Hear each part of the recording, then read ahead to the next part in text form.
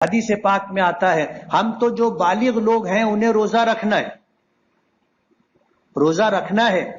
حدیث پاک میں آتا ہے کہ عاشورہ کے دن اپنے اہل و عیال پر کھانے پینے کے معاملے میں کشادگی کرنا سال بھر رزق میں خیر و برکت کا سبب ہوتا ہے۔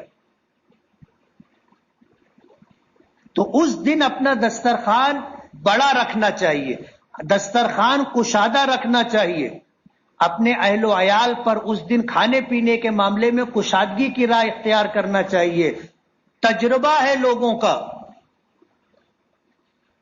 تجربہ ہے لوگوں کا، کتنے لوگوں نے، سفیان ثوری رحمت اللہ علیہ بہت بڑے محدث اور عظیم المرتبت ولی اور بزرگ گزرے ہیں، انہوں نے کہا کہ میرا یہ تجربہ ہے کہ 10 محرم الحرام عاشورہ کے دن رزق میں اپنے دسترخوان میں کشادگی سال بھر کشادگی کا سبب ہوتی ہے۔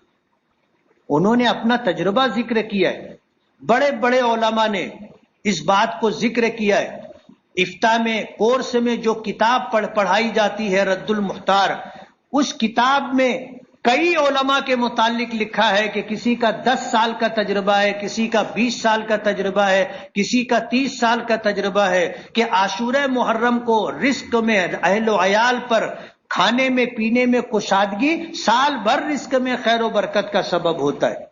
تو یہ بات بھی پیش نظر رہنی چاہیے۔ عاشورہ کے دن روزہ رکھے، اور ایک روزہ نہیں 2 روزہ رکھے، 9-10 کا روزہ رکھیں یا 10 اور 11 کا روزہ رکھے۔